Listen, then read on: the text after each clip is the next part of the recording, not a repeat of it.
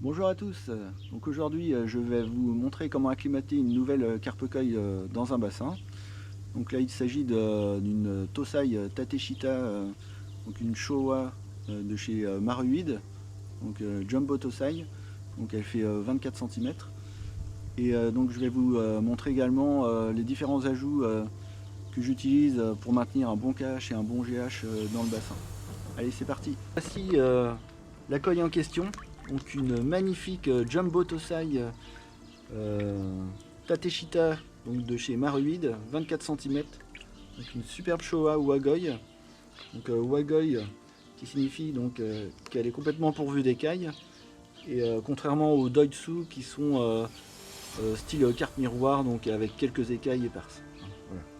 Donc superbe poisson. Très important. Bon, dès qu'on arrive, hein, on vient d'acheter son poisson, donc on le laisse donc, dans le sachet, on le fait flotter dans le bassin pour donc, équilibrer les températures de l'eau dans la poche et celle du bassin. Donc ça c'est un premier paramètre important. Une fois que c'est fait, donc on va la mettre dans un autre bac.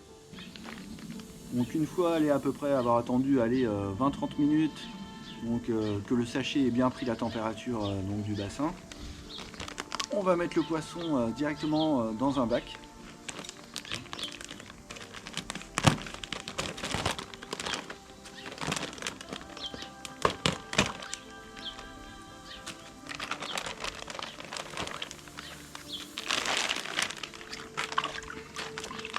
Voilà. Donc on va donc mettre un peu d'eau du bassin dans le bac.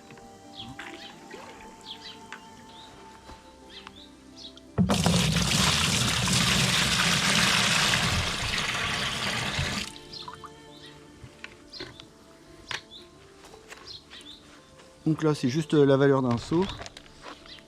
Et après donc, je rajoute donc, la carpe-koi tout doucement dedans avec l'eau et du poissonnier. Donc là voici, magnifique koi. On peut voir là. Vraiment superbe poisson. Donc on voit elle a vraiment bien les dessins d'un kohaku. Donc le Hui, hein, HI, le rouge. Donc après elle a pas mal de shiroji, le blanc. Et donc on voit que le sumi noir est déjà sorti. Et toutes les taches grisâtres sous la peau, sous le blanc là, donc c'est du noir, hein, du sumi qui va sortir. Donc ça devrait faire un très très joli poisson. Sachant que c'est une Jumbo Tateshita. Donc pour son âge déjà, elle a fait donc c'est un poisson qui a tout juste un an. Donc elle a déjà une très belle taille. Donc 24 cm. Superbe. Donc on distingue les Showa des Sankei, le fait qu'elles ont du noir sur la tête. Alors que les Sankei n'en ont pas. Et quand elle fera 70-80 cm, ce sera un magnifique poisson. Très beau potentiel de croissance et je pense qu'elle aura un très beau pattern. Au fur et à mesure, je vais rajouter un seau de 5 litres toutes les 5-10 minutes. Et aller au bout une demi-heure, donc elle se sera habituée à tous les éléments du bassin, donc tous les paramètres. Donc comme ça, du coup il n'y aura aucun souci, il n'y aura pas de choc brusque. Ça fait déjà 10 minutes qu'on a fait le premier bain pour la carpe-koi. Donc là on va rajouter 5 litres d'eau.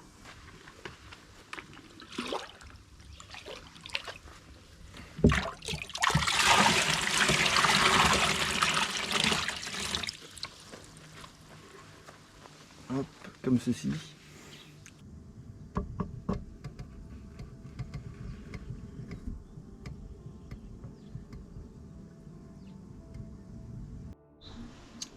Donc en attendant l'acclimatation, donc je vais vous montrer tous les éléments qui me permettent de maintenir les bons paramètres de l'eau et une bonne santé pour les carpe-koi. Donc en premier, j'utilise l'argile verte. Donc c'est, je prends ça chez Biocup, hein, c'est style Montmorillonite, donc c'est de la super fine, donc c'est plein de minéraux, donc ça marche très bien. Donc ça permet de maintenir un taux de minéraux important dans le bassin, donc sachant que toute la faune et la flore du bassin a besoin de ces minéraux, donc les plantes au printemps, ainsi que les bactéries, hein, qui sont grandes consommatrices de minéraux, et les carpe-coïles. Donc les carpe-coïles vont s'en servir pour toute leur structure, hein, et ainsi maintenir un bon mucus pour se défendre donc des parasites et des attaques bactériennes. Donc très important. Donc je l'utilise toutes les semaines à raison de 10 grammes par mètre cube. Donc pour mon bassin je mets 110 grammes. Donc je mets ça juste avant ma sortie d'eau. Du coup ça fait un grand nuage dans le bassin et ça la diffuse vraiment bien partout sur toutes les zones du bassin. Donc c'est très important les minéraux. Bon, ça s'éclaircit à peu près au bout d'une journée et demie, quoi. Voilà. Donc en second lieu, donc, pour maintenir le KH, donc là j'utilise, beaucoup utilisent le KH+, hein. Moi j'utilise le bicarbonate de sodium. Donc je le trouve en coopérative agricole, donc à raison de 20 € les 25 kg. Donc ça sert pour tout ce qui est bovin, voilà, tous les animaux, hein, de la ferme. Je le dose à raison de 15 grammes par mètre cube, que moi j'en mets 170 grammes, quoi. Donc ça fait monter le KH d'1 degré KH. Donc ça il faut faire qu'une fois, hein, par jour, hein, pour essayer de monter les paramètres vraiment doucement. Donc voici l'engin, un sac de 25 kg, hein, donc bicarbonate de sodium, alimentation animale, vous voyez, complètement inoffensif pour les animaux. Donc quand on ne connaît pas, on n'ose pas, mais franchement vous pouvez y aller, hein, en respectant les doses. C'est complètement naturel, hein. Donc, voilà. Donc, après donc pour ce qui est de maintenir en bonne santé les carpe-coïles, pour qu'elles aient un bon mucus, qu'elles puissent vraiment bien se défendre, donc j'utilise ça pour le moment. Donc c'est Active Lactobac, hein, donc c'est des bactéries lactiques. Donc il y en a plusieurs sortes, hein. Là il y a Coïl Prévention, Lactoremédie, Anarex Bio, enfin, il y en a pas mal. Donc, sauf qu'elles sont toutes composées des mêmes choses, quasiment, hein. Le plus important, donc c'est des ferments lactiques. Donc les ferments lactiques, c'est des probiotiques, hein. Des probiotiques, ce sont des ferments lactiques, hein. Les ferments lactiques, c'est des bactéries lactiques qui en consommant le sucre, hein, le sucre du lait, fabriquent de l'acide lactique. Ça, on trouve ça dans les levures de boulanger et dans les yaourts, hein, les yaourts vraiment fermiers. Donc là, bon, je finis mon bidon et je viens déjà d'essayer. Là, c'est pour ça que l'eau elle est légèrement un petit peu trouble. J'ai fait ça hier, donc j'ai fait une petite solution de levure de boulanger, donc un cube mélangé avec un yaourt au ferment lactique, probiotique, un yaourt fermier, et dans les magasins bio, hein, toujours. Et puis mélangé avec 1 litre de lait, et du coup je l'ai mis dans le four, aller à peu près à 30-40 degrés pendant une petite demi-heure, hein, puis je l'ai laissé reposer après toute la nuit. Du coup toutes les bactéries ont colonisé le lait, hein, et du coup j'ai versé la solution après dans le bassin. Donc, et ça sent exactement la même chose, vous pouvez sentir, c'est la même odeur. Donc n'hésitez pas, pareil, à faire ça. Donc les bactéries lactiques, une fois dans le bassin, elles vont coloniser tout le bassin, et du coup elles vivent, elles n'ont pas besoin d'oxygène. Donc c'est comme les mauvaises bactéries. Donc elles vont aller dans toutes les zones anaérobies, et du coup elles vont prendre le dessus, et du coup les mauvaises bactéries vont disparaître. Donc super intéressant. Donc voilà pour les éléments pour le bien-être des coïles. Donc après, comme autre produit, j'utilise le Green Control, hein, c'est contre les algues vertes. Sinon, vous pouvez utiliser l'acide salicylique, hein, on peut en trouver en pharmacie. Après, ça met un petit peu de temps à agir, il faut compter quelques mois, quoi. Ça va très doucement, mais bon, c'est tout à fait naturel. On utilise l'acide salicylique, on utilise pour la nourriture humaine. Donc tout ça, c'est entre guillemets, c'est que du naturel, hein. J'utilise pas de produits chimiques, hein. Dès que vous allez mettre du produit chimique, ça fout vraiment le bazar, hein. Ça déséquilibre le bassin, franchement je vous conseille pas. Donc si vous avez sur un problème sur une carpe-coille également, c'est pareil. Vous allez voir là tout à l'heure pour la carpe-coille, hein, je vais le faire en tant que prévention. Et, je ferai peut-être une autre vidéo là-dessus, mais c'est bain de sel. Et donc après, donc je mets un peu de bétadine et puis je fabrique moi-même mon propolis, solution de propolis. Et généralement les attaques bactériennes, elles partent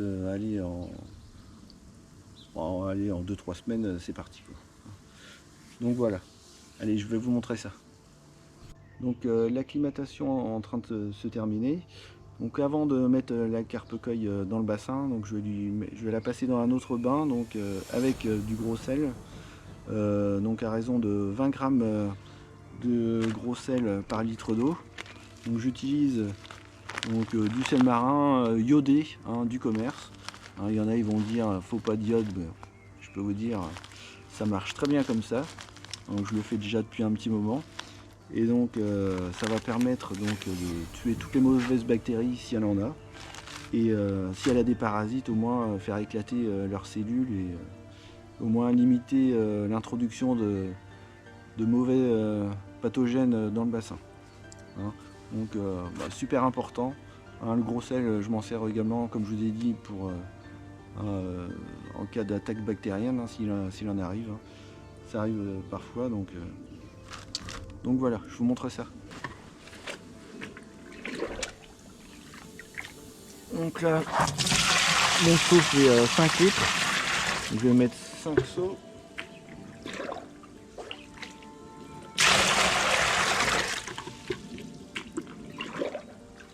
Eau du bassin.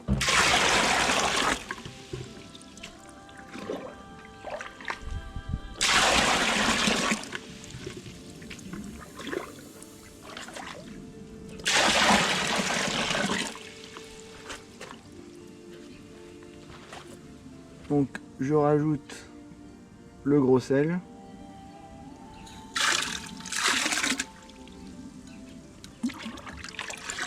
Hop.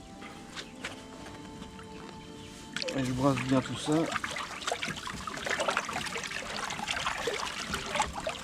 Il faut attendre quelques minutes pour que le sel se dissout.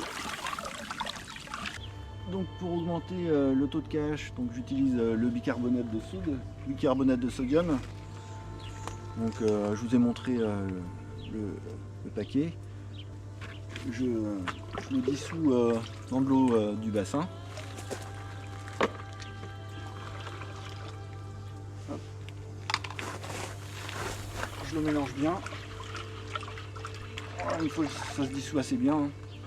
Et du coup je le verse directement ici. Donc ça c'est vraiment la sortie de ma filtration. Et après comme ça permet de se diffuser partout dans le bassin.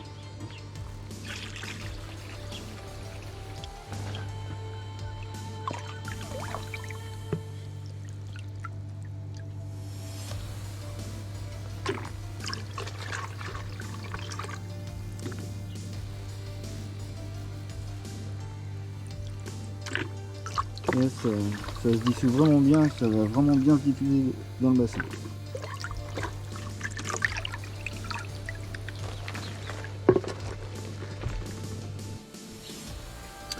Donc là, on voit la carpe-coille ici, et ici le bac avec le gros sel. Donc on voit que ça jaunit un peu l'eau. Donc on va faire un petit bain de 10 minutes.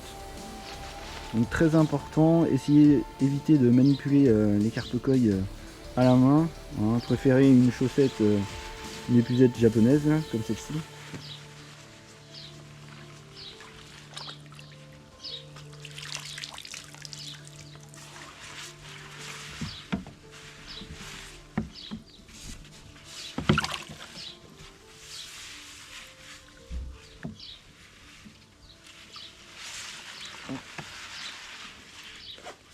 Alors j'évite également de remettre de l'eau parce que ça va fausser le dosage de la préparation de sel.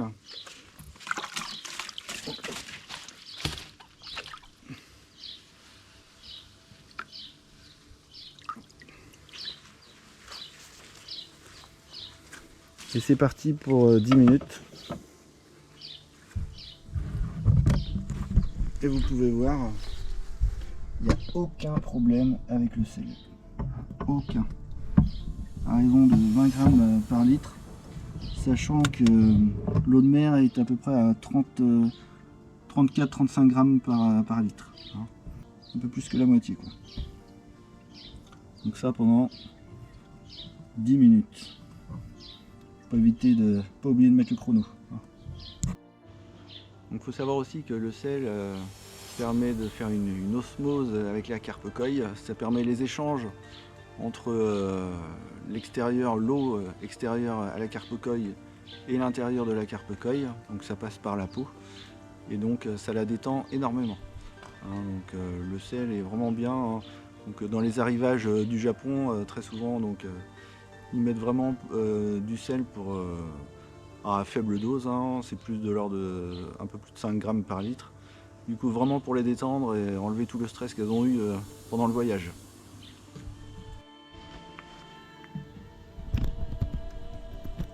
Donc vous voyez là, aucun problème, 10 minutes dans le sel, elle se porte à merveille. Donc on va la prendre et puis on va la mettre gentiment dans le bassin. C'est parti.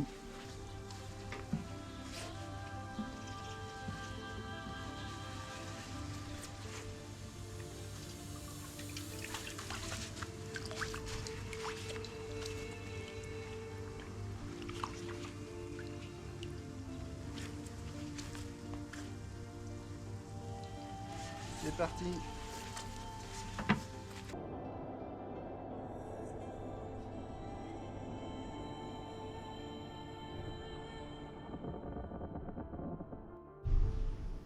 Donc ça y est, l'acclimatation est faite, la nouvelle Tosa Showa a rejoint ses copines.